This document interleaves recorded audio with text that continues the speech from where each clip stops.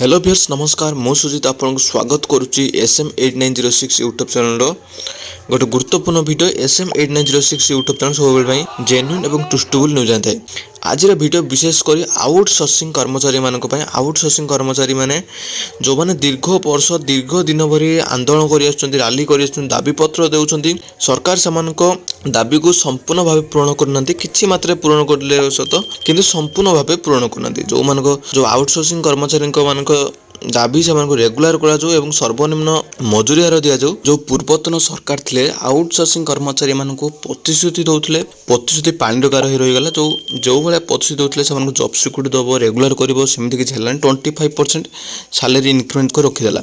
जो नूतन सरकार आसला से प्रतिश्रुति देते से दाबी पूरण करेंगे कहते एवं विशेषकर नजर अच्छी 8 पे उपर नूतन सरकार जो आसुँच कौन कर आउटसोर्सिंग कर्मचारी मानी जिते भी सरकारी कर्मचारी अच्छा समस्त 8 पे उपर नजर अच्छा जो आउटसोर्सिंग कर्मचारी अच्छा जो मैंने 8 पे से सैलरी बढ़ कि से नहीं भी आउटसोर्सिंग कर्मचारी मैंने बहुत चिंतार अच्छा बर्तमान गोटे आम खुशी कथा आम कहीपर जो आउटसोर्सिंग पिला माने अच्छा जो